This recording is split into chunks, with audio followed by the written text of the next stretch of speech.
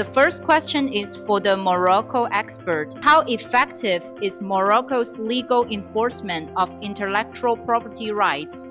What measures address counterfeit goods?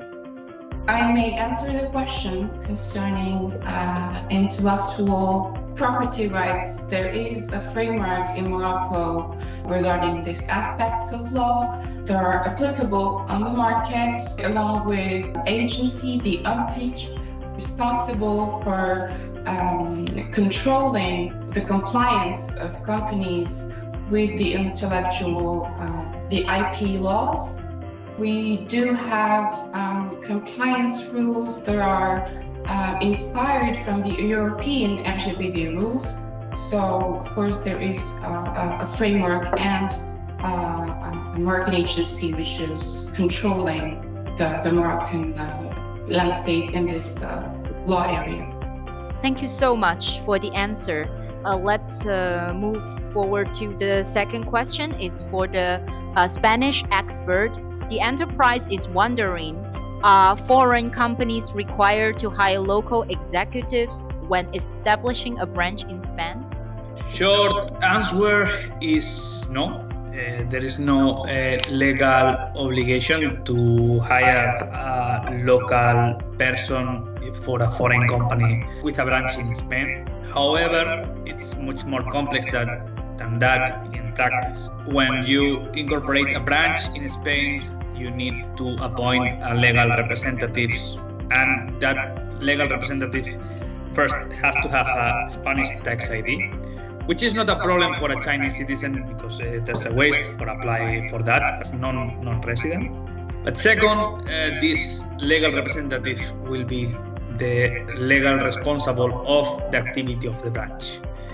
And there are many things in the operative of the business, and including the relationship with the Spanish administration, that may require to have someone in Spain. It doesn't need to be properly someone hired like a labor contract or executive, but it is recommendable to have someone located in Spain for be present here and do activity, maybe with a power of attorney, maybe with other kind of delegation. That will be the complete answer. Just now you mentioned it's suggested to for the company to open two accounts. Recommend to open both is a local account and overseas or international account. Spanish banks, European banks in general, have really strict compliance procedures, and sometimes this banking bureaucracy have as a result that your account may be not blocked or not working for some time. You're required to bring documentation about your parent company, about the structure of your group, whatever. So that's why, from a very practical point of view, I always recommend to have at least two suppliers of each, not only bank.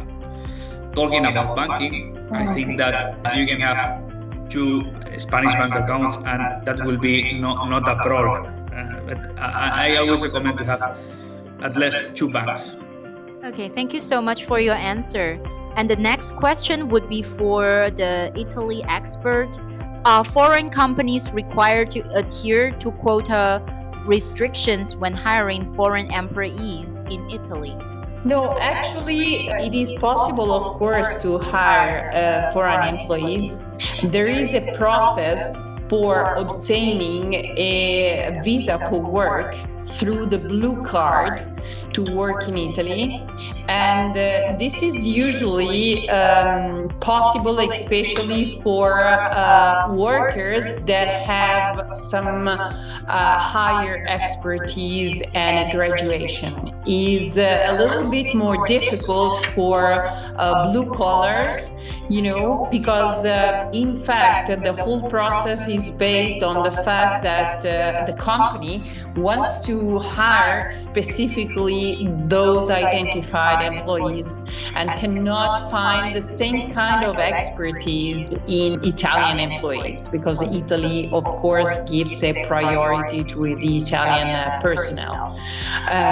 There is no limit, but from a practical point of view, as Marta was mentioning before, one of the key elements in a successful establishment in Italy or in a successful acquisition is to try to balance the local workforce and local expertise with the additional value and strength that the investor may bring to Italy from China.